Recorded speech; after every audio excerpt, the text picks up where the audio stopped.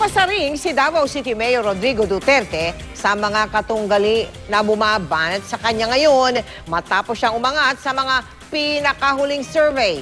Nakatutok si Tina Panganiban Perez. Sa Cainta, Marikina at Quezon City nanuyo ng mga botante kagabi si PDP Laban Standard Bearer Rodrigo Duterte.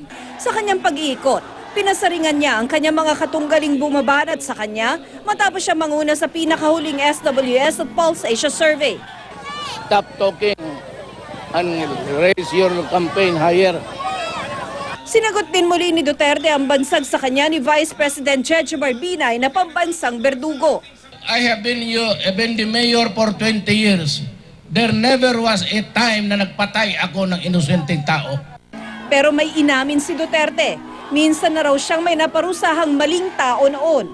Kinuha ko yung isang, hindi naman sunog lahat. Lagay mo naman nila. Pag yun na bukas na itong tatlong tukok, gumanon. Tinangkat yung driver ko, Sir, ano mo na dyan? Sabi ko, hindi tayo magnanakaw. Hindi, sir.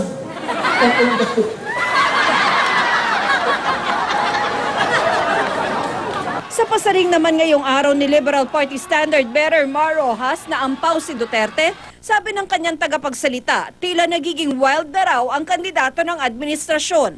Nananawagan daw ito ng disenteng pamumuno, pero umaasa naman daw na parang lasing na kanto boy.